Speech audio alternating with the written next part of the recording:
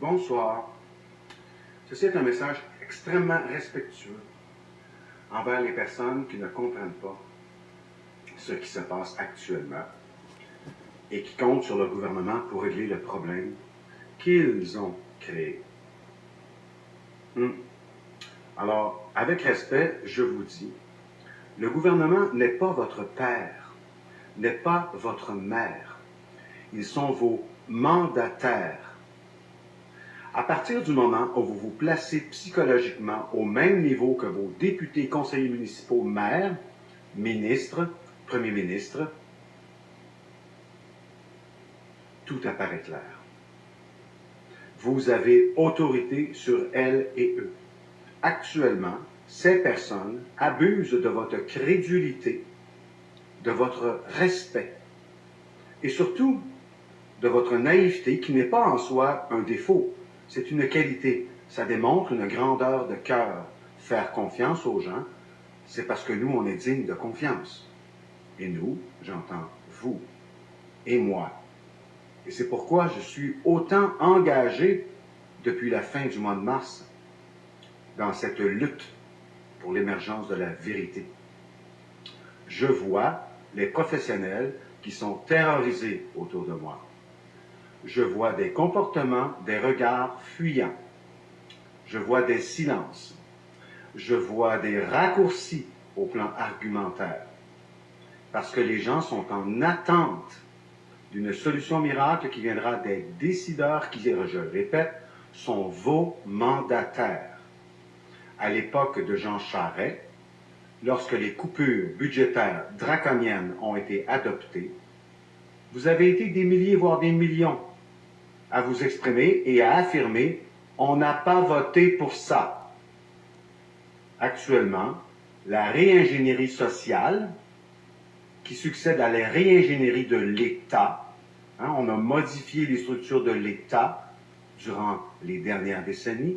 Maintenant, on veut procéder à une réingénierie comportementale et psychologique de la population. C'est aussi simple que ça. Et je n'irai pas chercher mes diplômes dans l'armoire qui est là, dans une boîte. Non, non. Vous devez maintenant passer à un stade du ressentir et de cesser d'attendre des arguments documentés en toutes circonstances, puisque tous les documents, tous les reportages peuvent être trafiqués. Alors, peu importe ce que vous voyez, ce que vous entendez, vous devez entrer à l'intérieur de vous et sentir les choses. Mais surtout, à partir de maintenant, vous devez vous percevoir comme un adulte à part entière, au même niveau que ces élégants vendeurs de frimes, puisque ceux-ci et celles-ci assistent à des sommets internationaux dans le cadre desquels on prend des décisions pour modifier toutes les structures de pouvoir, de consommation, de droit à la propriété. On vous impose aussi un modèle de santé qui est pharmaceutique avant tout et qui n'a rien à voir avec la santé réelle des corps humains, mais qui sert surtout les intérêts de vente de médication.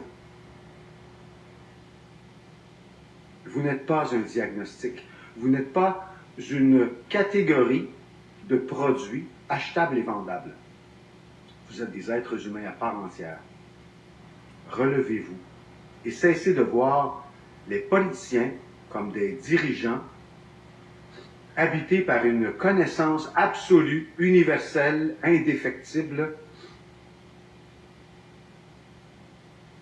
Voilà, tout est dit.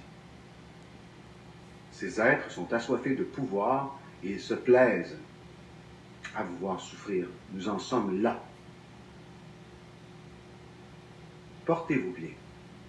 Et que mes paroles se déposent en vous et prenez le temps d'y réfléchir et d'observer, surtout dans d'autres médias que Québécois, Radio-Canada, LCN, RDI, TVA. Ce sont tous des médias qui sont contrôlés par des grands sbires, des grands bonzes de l'industrie qui tirent leur profit, leur pouvoir de votre domination qui passe par la peur. Et la peur de mourir est leur outil le plus important actuellement. Le jour où vous redécouvrirez que la vie n'a pas commencé ici et qu'elle ne s'arrête pas ici, vous cesserez d'avoir peur de mourir et vous cesserez de vous laisser impressionner par ces élégants cravatés, ces sangsues parfumés, qui sont vos mandataires. Au revoir.